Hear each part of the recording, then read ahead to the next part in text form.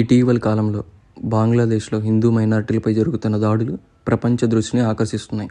2024 నుంచి బంగ్లాదేశ్లో రాజకీయ అశాంతి పెరిగిన తర్వాత హిందువుల ఇళ్లపై దాడులు, ఆలయాల విధ్వంసం భయాందోళనకు మొదలైంది.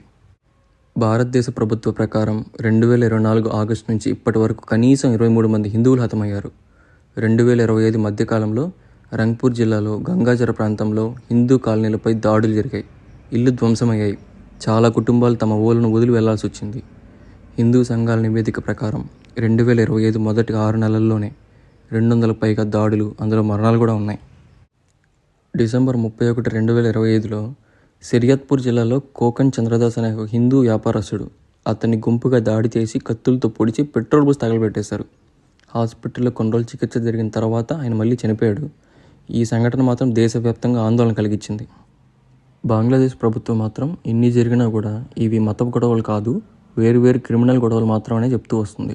అరెస్టులు కూడా చేసింది. కానీ కొన్ని కేసులు అరెస్టులు జరిగినప్పటికీ హిందూ మైనారిటీల భద్రతపై ప్రశ్నలు కొనసాగుతూనే ఉన్నాయి. దీని మీద లండన్ వంటి నగరాల్లో కూడా హిందూస్ లీవ్స్ మ్యాటర్ అంటూ నిరసనలు కూడా జరిగాయి. బంగ్లాదేశ్లో హిందువులపై జరుగుతున్న అల్లర్లు, గొడవలు కేవలం ఒక్క కారణం వల్ల మొదలైనవి కాదు. ఇందులో చాలా ఉన్నాయి. అందులో మొదటిది రాజకీయ అస్థిరత. ఎన్నికలు, ప్రభుత్వ మార్పులు, ఆందోళనలు జరిగే సమయంలో మైనారిటీలైన హిందువులే ఎక్కువ ఈజీగా టార్గెట్ అవుతున్నారు. కొంతమంది రాజకీయ నాయకులైతే తమ స్వార్థం కోసం మత విభేదాలు పెట్టి గొడవలు కూడా రెచ్చగొడుతున్నారు. రెండోది మత అతివాదం. బంగ్లాదేశ్ ఒకప్పుడు సెక్యులర్ స్టేట్గా ఉండేది. సెక్యులర్ అంటే మత భేదం లేకుండా అందరూ సమానంగా ఉండేవాళ్ళు అనమాట. కానీ కొంతకాలంగా మతవాద గుంపులు బలపడడం వల్ల హిందువులు వేరే మతం అనే కారణంగా టార్గెట్ చేస్తున్నారు. మూడోది ఫాల్స్ రూమర్స్. హిందువులు మతాన్ని అవమానించారు అనే అబద్ధపు వార్తలు వేగంగా వ్యాప్తి చెంది అవే చివరికి అల్లర్లు కారణమవుతుంది. నాలుగోది లా అండ్ ఆర్డర్ నెగ్లిజెన్స్. కొన్ని సందర్భాలు ఏమవుతుందంటే పోలీసులు లేదా ఇతర అధికారులు త్వరగా చర్యలు తీసుకోకపోవడం వల్ల దాడులు కూడా ఎక్కువ జరుగుతున్నాయి. దాడి చేసిన వాడికి శిక్ష పడకపోవడం కూడా హింసను ప్రోత్సహించినట్లు అనిపిస్తుంది. తర్వాత భూ కబ్జాలు. మతాన్ని ముసుగు పెట్టుకొని రాజకీయం చేసిన కొంతమంది నాయకులు తమ స్వార్థం కోసం హిందువులను టార్గెట్ చేసి విభజన చేసి వాళ్ళ మీద ఉండే ఇల్లులు, స్థలాలు లక్ష్యంగా మార్చుకొని లాక్కుంటున్నారు. మరికొందరైతే దేవాలయాలను కూడా ధ్వంసం చేస్తున్నారు.